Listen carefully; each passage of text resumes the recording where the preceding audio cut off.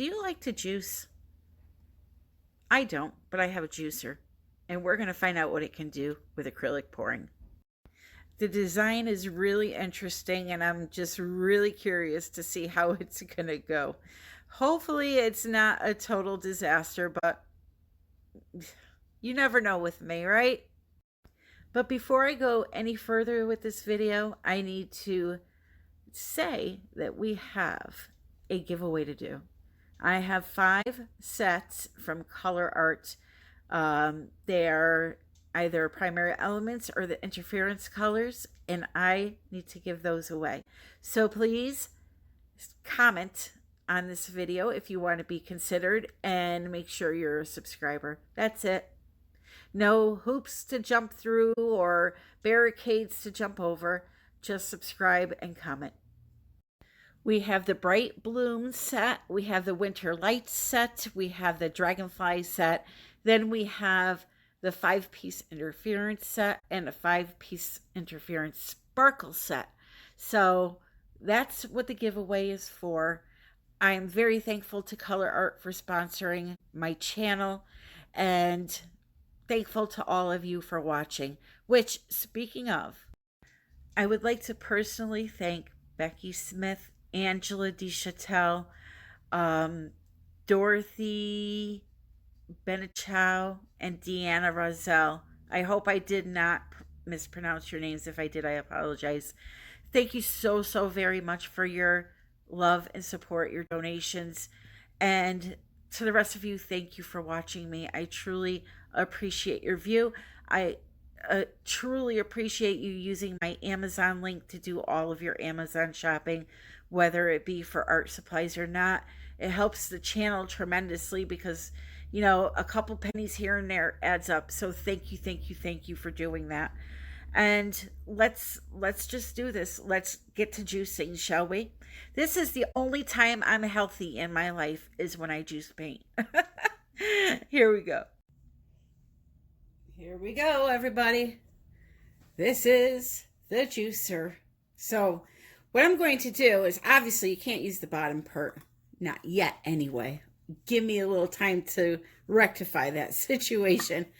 I saw this and said, what can we do here? So I'm going to be placing it right in the center of this 11 by 14 canvas. I'm going to first flood the canvas with some white paint, acrylic paint today. We're using all acrylics. And I'm going to do a primary color pour, red, yellow, blue, right over the center of this. And we're going to see what kind of magic we get. So I put my white on the canvas. Paints are mixed. 1 part paint, 1 part Floetrol, water to thin it out. And each color has 1 drop of silicone, which I need to mention something. If you use silicone in a painting and you want to resin it after, I will link a video in the description how to do that properly. Putting silicone into resin, thinking that you're going to get a perfect, flawless resin finish, because if you have silicone on your painting and you add it to the resin, the resin won't reject the painting. That will not work. You will still have pits in your painting. Trust me, I can show you pictures of how that does not work. What you need to do is properly clean your painting first, which I have a very good video on that. Like I said, I will link it. I will put it in the description, and I will link it above also right now. You'll see an eye pop up. If you click on that, it will take you to the video.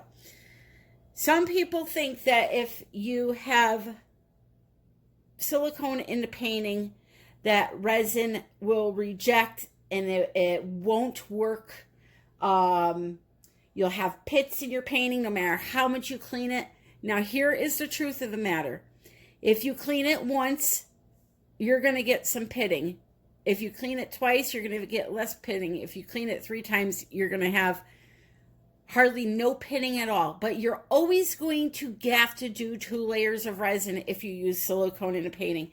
My personal opinion is you should always be doing 2 layers anyway when using canvas, because 1 layer, it's too thin, you don't coat the edges enough. So I see people saying that you could put silicone in the resin and then it won't react to the silicone that's in the painting. Not true. You'll still get little divots in the surface and you'll have to coat it and coat it and coat it. So just clean the canvas the right way. And if you don't know how to do that, like I said, watch my video. So we have this right here. Has 1 drop that's a blue, primary red, and primary yellow. All have 1 drop. What I'm going to do is I'm going to pour those 3 colors in a way that will provide me with some secondary colors. So, for instance, if I pour blue and then red, I'm going to end up with purple in my painting, because blue and red make purple. If I pour blue next to yellow, I'm going to get green in my painting. So you're going to see me try to layer these paints, 2 colors, then a white, 2 colors, then a white. On top, right here, I'm going to aim for. Now, there are holes here. My hope is that it will just slide down the sides of this. Who knows? It may be a total bust, but let's try it either way. For the layering, I'm going to do time lapse.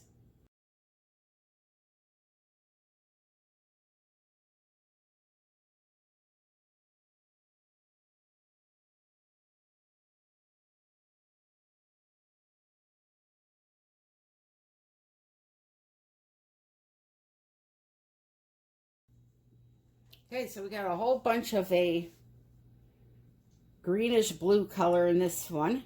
I'm going to just move that over to the side. That's a weird design. It was going right in the little grooves here. It was going right inside of that and dripping down. But hey, you never know when a masterpiece is lurking around the corner. So I'm tempted to take some white and run through the design with it, just to break it up a little bit. But first, let's torch and tilt, see what we get. We're going to get a lot of cells. That's going to be the first thing, because we do have that silicone in there, and you're going to see them start popping up. Here, let me zoom you in so you can see that, because it's a glorious sight. See where they are? Where I just torched? Absolutely stunning. We're going to get those all throughout the painting now. The heat of the torch is drawing the silicone up, which is making the paint reject away from it and spread out. That's how you create cells with silicone. That's the process of what's happening. Is you're just hitting it with the heat, and the silicone is raising and raising. That is really pretty all on its own. I don't want to even stretch it right now. But you don't have to be afraid to use silicone. It's very easy to wash it away if you want to get this kind of a design. I mean, look at that. That's beautiful. And I know some artists swear against it, and I have no problem using it. Just wash it off and resin it as normal. But that is really, really something to look at right now. So right now, if I stopped and didn't tilt anymore, my painting would crack. There's just too much paint on there. So I'm forced to tilt as much as I don't want to, because I really, really like this. I'm going to go really slow. And hope then I can keep it together somewhat.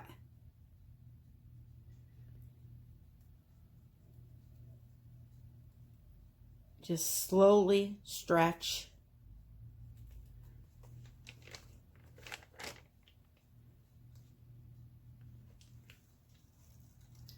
And then I have to come this way a little bit.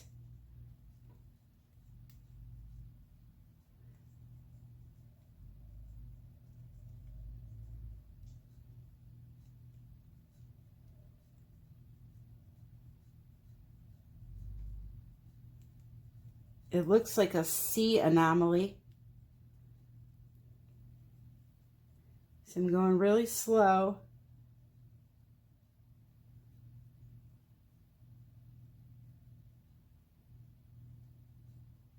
You just want to get some of this white off without losing too much of the design.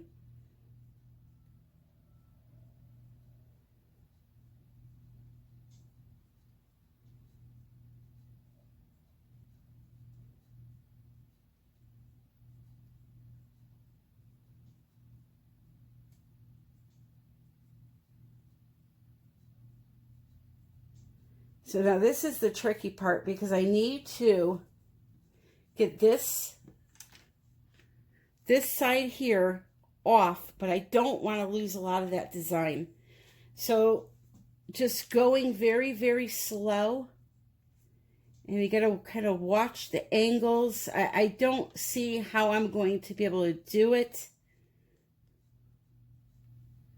without this coming off the end here. So here's what we're going to do.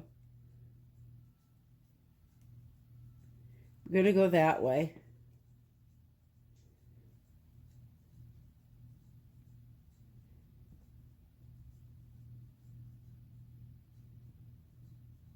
Okay. Then I'm going to come back this way.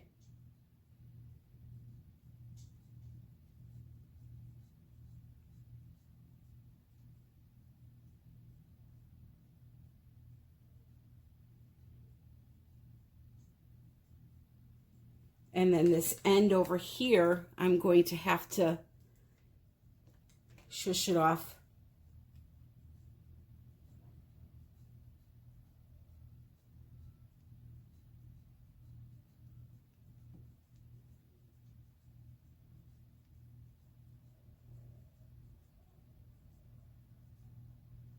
Stop right there.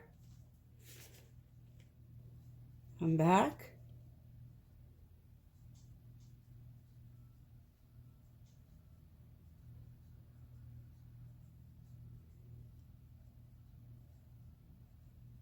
And then try to just center it. Just like that.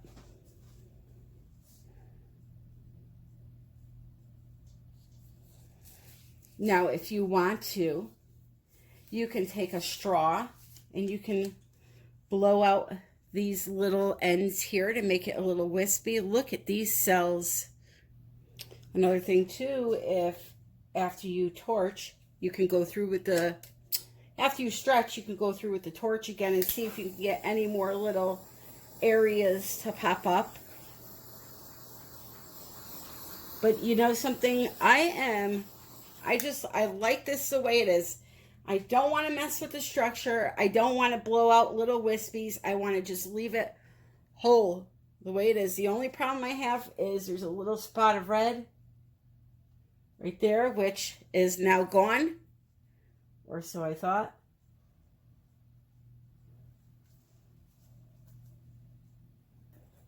And then over here on the other end that you can't see in the white area, there's a little spot of blue right over here. So we'll get rid of that. Cover it with some white so the sides remain nice and neat.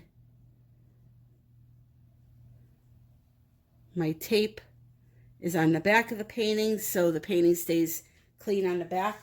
That's another thing I wanted to mention. Always make sure you tape off the back of your canvases, because if you take a painting and hang it on the wall that has paint on the back of it, it will stick to your wall and it will leave paint marks on your wall when on a nice hot summer day. So you should always just really quick tape it off. Anyway, let me give you a close-up of this. I love it. It will continue to move, not much, hopefully. I'm hoping that I got enough off to where it doesn't spread over the entire canvas, because I just really, really like it.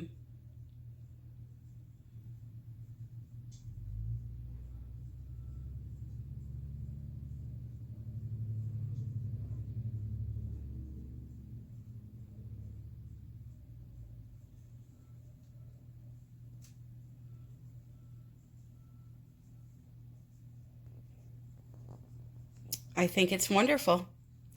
Let me know what you think in the comments, and also don't forget to comment if you want to be entered into the Colourarte giveaway. We will do that Sunday, 8 p.m. Eastern Time. Look at this. I have a foot in my painting.